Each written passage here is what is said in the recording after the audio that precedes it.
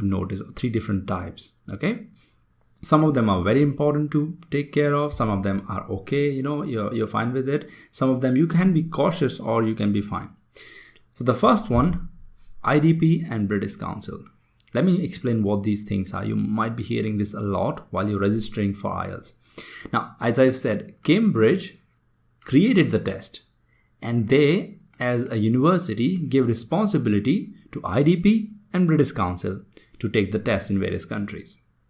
These institutes or agencies, you can call them their parts, take care of the test and conduct tests in countries like India, China, and any country.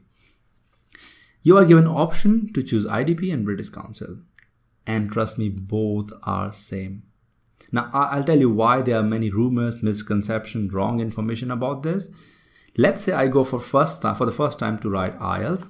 I write with IDP. I book my test with IDP and I don't get the required score. I'll say IDP is horrible, because I have another option, right? I'll say maybe British Council is better. Instead of accepting what did go wrong, I'll say IDP is wrong. Same for the person who goes for British Council and didn't get the score. They'll curse the British Council rather than their own problems, right? If I get in the first score, British Council score, that person will never say there's problem with British Council or IDP. So trust me, both are same. No difference. You can choose any of them, whichever the seat is available. Yeah, please try to book at least 15 days before the exam. Don't worry about that. I'll talk about this in later sessions or class, because there we'll talk about how to book exams and all those stuff. Yeah. Now this was the first type. You don't have to worry. You can choose anyway. The second one, you do have to pay attention. What do you mean by pay attention? Listen, if you are planning to work abroad, then please go for general training. This is for work, immigration, or anything related not to study, right? Here, if you want to study anything, graduation, post-graduation, PhD, any kind of course, go for academic. And hence, if in case, let's say, you go for general training instead of academic, you want to study but you take general training test, that's just wrong. They won't accept the score. And hence you wasted a lot of money in that. Please take care of this. Otherwise there will be trouble later. You have to write the exam again. It doesn't matter how good score you get. This will be invalid if you do the otherwise academic or general training. So please take care of this while registering for the exam. If you have any doubt in this, you can definitely ask me in comments. I'll definitely let you know which one you should go for. I can help in that. Yeah. All right. The last one is paper and online. Now, what does it mean by paper and online? Earlier, the test was being conducted just paper test. That means paper and pencil. You have to write all the answer based on paper. You get a question paper, you get a pencil, you write the answer. But now, because every other test is online, so they are planning, or they already have started this, that they are taking tests online. I recommend please go for paper. That is paper and pencil. The reason for that is from our first grade till all the time we have studied, even in a work, we enjoy writing in a paper, and we are habitual to that, right? Studying online is a bit of a trouble, I would say. Yeah, because there's study conducted and said that 30% speed decreases while reading in a screen rather than a paper. That's the reason when you watch TV, when you watch videos and you read book, after the book sometime you try to go back to the video because you're really slow. But if you read from a book, it's fun and it's faster. So please go for paper and pencil. That's my recommendation. And these are the three types or three categories in IELTS. All right. After that, we have something important as well, which is scoring. How are you scored in IELTS? In IELTS, there's nothing like marks or anything like or points. We have bands. These are the final ones.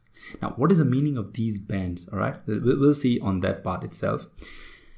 Bands is a name of a scoring system created by IELTS, or let's say Cambridge, where you are scored from 1 to 9, where 9 is the highest and 1 is the lowest.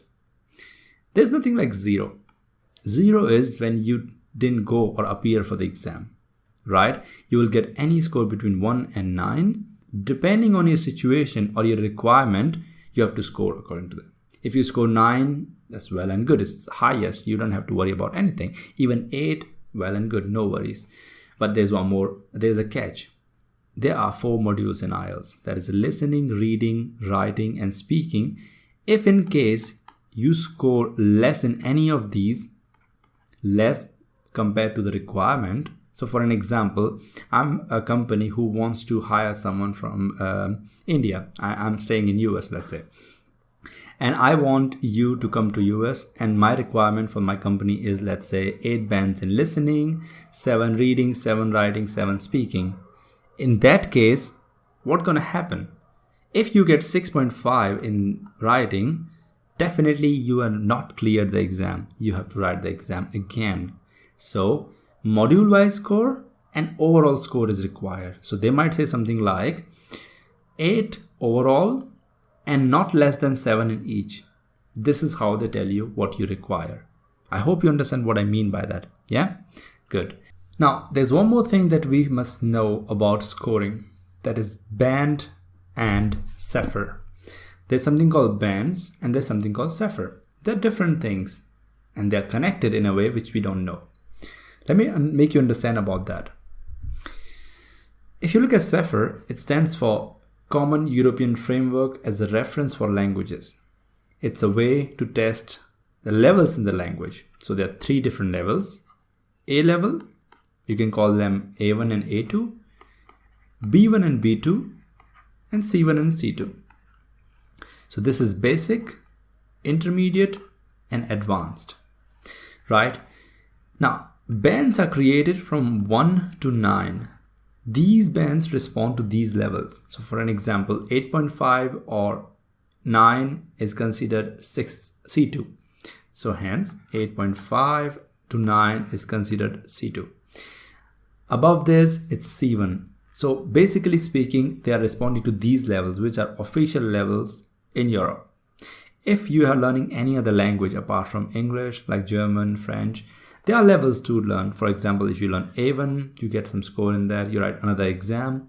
So you see, these are those levels, cipher levels. Band was created by, as I said earlier, Cambridge, so that it's easier for them to test others. Because these levels are actually very broad. They wanted something concrete. So these 1 to 9 are concrete. Moving ahead, if you look at here, we have listening and reading. We'll talk only about them for now. Moving ahead, we'll talk about other things, which are 4 modules. In these, we have 40 questions. Now, I'm not saying that I'm going to introduce these listening and reading right now. Only I'm talking about the scoring part. Okay, so we have 40 questions in both of them. These are similarities. And 1 point you get for 1 correct answer. So you get, let's say, you get 40 out of 40, right? So this will be 9 bands. If you get 39 out of 40, you get 8.5 bands in reading. However, in listening, if you get 39 of 40, out of 40, you get still 9 bands. So there are some differences, but what I mean is 1 correct answer, 1 point, and hence 40 points you get. Out of 40, whatever you get, based on that, you get your band score. I hope you understand that. What I mean by this is listening and reading are like common in this, but writing and speaking have completely different criteria. So writing and speaking have something called 4 criteria. Now this criteria itself is a plural. We don't have to add s. The singular of criteria is criterion. There are 4 criteria for writing and speaking. And based on these criteria, they test you and provide you bands. Now, I'll give you an example of each, one criterion of each. The first one, let's say your vocabulary or lexical resource. The better vocabulary you use in writing, the higher score you get in writing. This is one of the criteria, trust me. There are many, so there are total 4. In speaking, one of them is fluency. Yes, the more fluent you are, the higher score you get. So not just this, there are 3 more, as I said. When we combine them and test you, and they create your score. Okay, not just one person, many people check your paper, like total 3, and then they give you the score.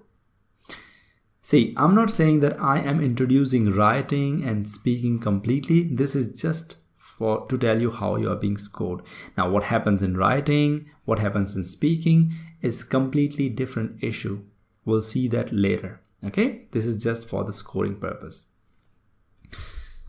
Now, most of you must be thinking which book to go for. You know, there are many books online. Please don't go for online material.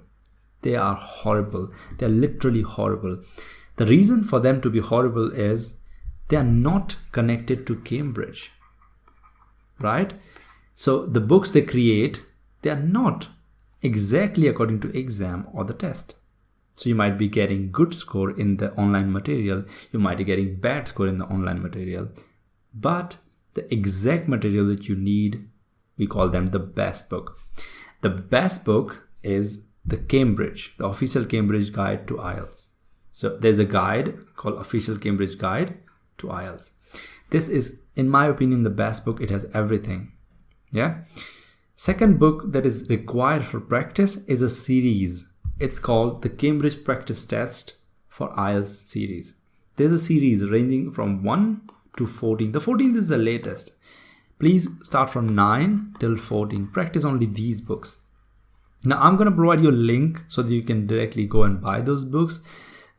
These books are the best. You can purchase initially 2 to 3 books. That's it. Like, for example, 12, 13, 14. Or just 12 for your practice. And go for the official guide. That's enough. Along with this course and those books, it's enough. Trust me. Okay.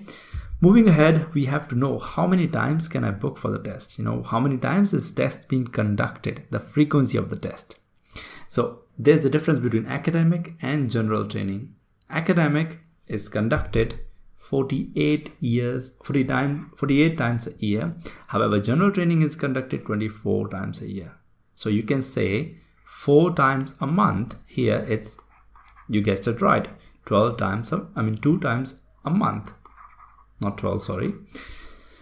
So watch out for people who are writing general training. Seats are less compared to academic because it's only written 2 times a month. Okay. Now, of course, you must be thinking, how many times can I write IELTS? For example, I tried once and I didn't get the desired score. Can I write many times? No. Please don't do that. Of course, there is no set requirement. You can write as many times as you want, but I won't recommend it going to it immediately. That's what I mean by don't write many times continuously. Of course, let's say you didn't get the score. So your score requirement was 7.5 for your college or for your work, and you got 7. Now, just after 1 week of exam, there is a date coming. Don't go for that because you didn't look into what went wrong, what went right, and what kind of module you need to practice. You just went there because you wanted the score again. Don't do that, please. Take time, evaluate yourself, ask me, ask your friends or anyone who has helped you in this. Look at the book, what went wrong, what went right. Okay, so that's what I mean. Please don't go for it immediately. It's the wastage of 13 to 14K in that whole process. And of course, you lose confidence, right? Good. I hope you understand that part. It's important. Now let's talk about the modules, the building block of the whole exam, right? Or the whole test. So there are 4 modules, as I said earlier, and they need to be evaluated in all the areas in English. For example, exactly, we have listening. Listening is that you hear some audio. Let me try my drawing. It's okay, I guess. So listening, you will be hearing audio for around 30 minutes. There will be breaks in middle and there will be 40 questions in that. And based on these questions, the audio, you'll be answering questions. Of course, there will be break, as I said, but it might get a little bit difficult because the language is English plus accent is British. So there might be some trouble. So this is what happens in listening. You have to write the answer while you're listening to the audio in the question paper. Of course, this will be declared in detail in later, that for example, when we are understanding listening in detail, this is just a module as introduction. In reading, You will be given a question paper in which you will have some passages. This is a passage, let's say, and here we have questions. Of course, not on the same page, on other pages. You will have to read the questions and find the answer from the passages. This is what reading test is. Okay, it's not just reading. Okay, I had a friend, he said, oh, it's just reading, right? I can read fast. I'm like, it's not just reading, you have to find answers from the passages. And also, like listening, we have 40 questions. And remember, please, the sequence is always the same which I'm showing you. So listening comes first, then comes reading, and whatever the modules I'm going to show you. Sequence never changes in IELTS. Okay, then comes writing. In writing, we have two things to do: task 1 and task 2. There's a difference in academic and general training. For academic, you gotta write a report in part 1. For general training, you gotta write a letter. For part 2, you all have to write an essay. There's no difference in part 2. The total time will be 60 minutes. And yes, you have to write an essay. You heard it right. I don't remember when was the last time you wrote an essay. Well, if you ask me, it was like day before yesterday for my practice, just to check how it is. But most of us write essays in our school, not even college. College, we write exams, right? So it's a little bit weird and a difficult task in my opinion. So please practice this the most, writing. And the last one is speaking. This will be a formal interview or kind of a test. It will last for 11 to 14 minutes. Now I wrote it in the last, and I'm going to draw a line here for a reason. Well, my line is horribly, not straight. Now this part will be taken on a different day. What I mean by different day, this will be taken on the same day. So total time will be 2 hours and 45 minutes for the whole test. And this will be taken on a different day. That means plus or minus 5 days before or after this test. Let's say I have listening, reading and writing IELTS test on 25th of July. Then probably my speaking test will be anything between 20 to 25 or 26 to 30. So it could be 21, 22, 23, 24 or 27, 28, 29, 30, any of these. Now, how will I know when my test is?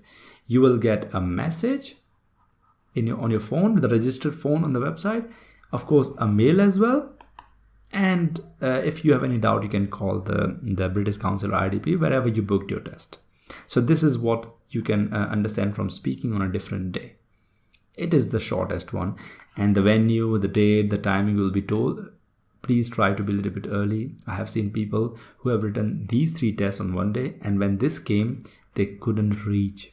And of course, when you can't write one, they won't even give you score for this. So it's all gone. Try to be a little bit early based on what time they gave you.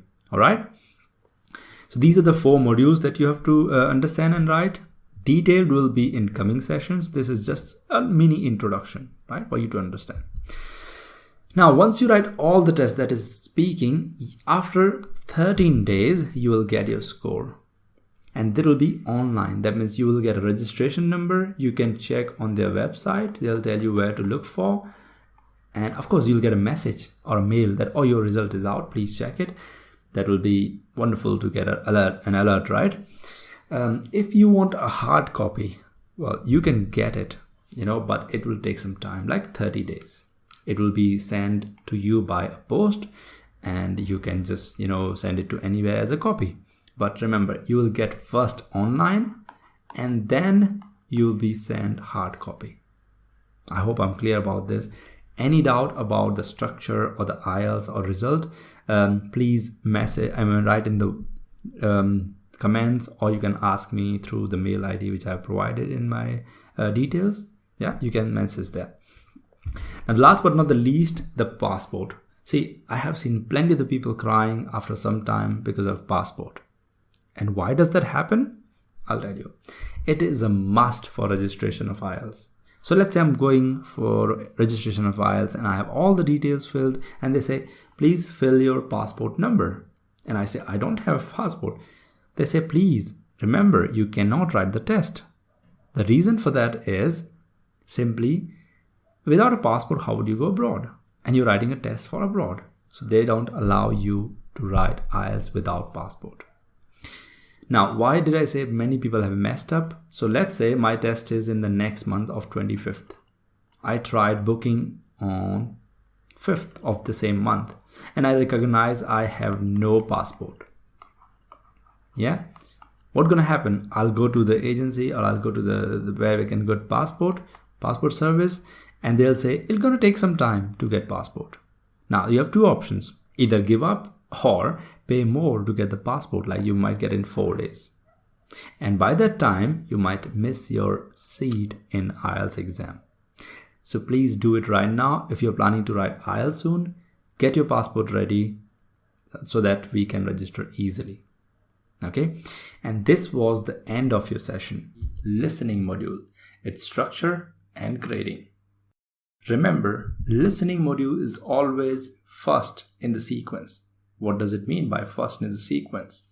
I think we have discussed this in the introductory video that there are 4 modules: listening, reading, writing, and speaking. The sequence is never broken. In fact, they always are taken on one day and speaking is on another day. In these 3, listening always comes first. Just remember this. The reason to remember this, you have to be ready for the audio and other things. Secondly, it's a relief because, see, if this is the first one, you don't have to worry about the earlier one. For an example, in reading, you're already partially exhausted, and hence, your concentration might go down. Hence, listening being first gets a benefit. All right. Moreover, you will get many breaks between modules. So like I said, listening, reading, writing, and speaking. Of course, speaking on a different day, we can ignore it for now. About listening, reading, and writing, when one test is over, you will be given a break in here. They'll say, we're going to take your paper back, which you have finished. Then they'll give you reading tests. It's not like you'll be getting all the tests in one go, right? And then again, once reading is over, they're going to take your answer sheet and the question sheet back from you. They'll provide you a new question sheet and answer sheet. Okay, so these breaks will be there for around 1 and 1.5 minutes or more. These breaks help you to relieve, just get worry less. Yeah. Now, this is how the question paper looks like. This is the answer sheet looks like. Question paper, I'll show you later. Why am I showing you the answer sheet? Because this will be provided separately, right? Question paper doesn't look like this. This is the answer sheet and it's a blank one.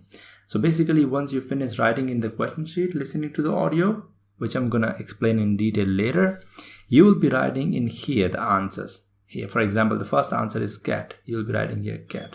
Second is bat. You'll be writing here bat. So this way you have to fill till 40. You have to write your name and number. So all the details are here. This sheet is important. And this will be provided only once, this sheet. Please try to keep it secure, all right? Now, let's talk about the structure of listening module, okay? Understanding the structure will help you to get better score by just evaluating it by yourself, yeah? Now, there are 40 questions in your listening test, and there will be 4 sections. So these 40 questions are divided in 4 sections. So total 40 questions, 4 sections. You can say each section has 10 questions per section, right? The difficulty level always increases from one section to next section. So section 1 is comparatively easy than section 2. Same goes for section 3. It's much, section 2 is easier compared to section 3. Same way, the difficulty level keep increasing and it reaches to the highest point at 4. Okay. The reason for them to have sections will be described in the coming videos. Why do they have sections? Okay. For now, just remember 40 questions, 4 sections. About the audio, 30 minutes of audio will be played and you will get 10 minutes to transfer the answer. What is this 30 minutes audio and what is this 10 minutes of audio? This 30 minute time is when you will be listening continuously but with breaks, audios. And from these audios, you have to find answers while looking at the question paper. Now, let me explain what this 10 minutes to transfer time is. So, you will answer while you're listening to the audio. So, let me explain this situation by drawing something. This is your question paper, yeah? It has some questions, and this is you listening to something in your headphone, the audio. While you're listening, you have to write answers in the question paper. Okay? While listening, because once it's gone, you cannot remember what happened, right? Taking note is one thing, but continuously taking notes for like 30 minutes is horrible. Yeah, anyway, sequence is maintained. So you're listening to the audio, you write the answers in the question sheet first. And once you finish writing, you are given 10 minutes after the audio is over. So 10 minutes are provided for you to write these answers or copy these answers from question sheet to the answer sheet, which I already showed you earlier, which looked like Excel sheet with 4D blanks. Yeah, that was your answer sheet. Now you understand what is it for. First you write in the question paper, and then you copy it into the answer sheet in the 10 minutes which are provided later. All right. Now comes an example to make it easier for you to understand. Of course, I'm not going to provide you example of 40 questions because that will be too long. So I'm going to provide you a short example. That will be simple one, section 1. I'm going to play the audio as well as show you the questions. So this is how the question looks like. It has been taken from IELTS.org. It's a sample question, the general one. Now, initially they might provide you an example to show, and they'll play this example as well, right? Your task is to write the answer in the question sheet here.